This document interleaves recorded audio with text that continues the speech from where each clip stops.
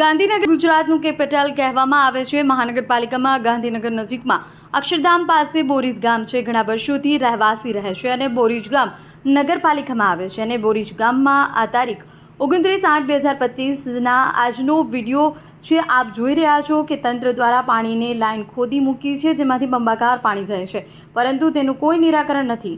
આજુબાજુ રહેવાસીઓ, નાના બાળકો, અવરજવર કરતા રહેવાસીઓ, વેપારીઓ, વડીલોને ઘણી મુશ્કેલીઓનો સામનો કરવો પડે છે અને ગટરના પ્રશ્નો પણ કોઈ ઉકેલ નથી।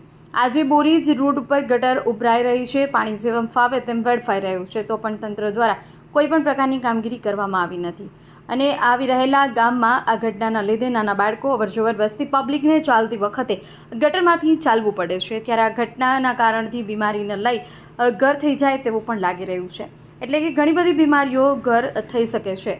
વાર નહીં લાગે હોવાથી નાના બાળકોમાં કોલેરા, અન્ય કોઈ બીમારી થશે તો જવાબદાર કોણ? કેમ કે બોરીજમાં ઘણા બધા પ્રશ્નોનો હલ થયો નથી, એટલા માટે નાગરિકોએ ત્યાં લોકલ બોરીજ ગામ કોર્પોરેટર ભરતભાઈ દક્ષિત મૌખિક ઘણી વખત રજૂઆત કરી, એ સાંભળતા પણ નથી।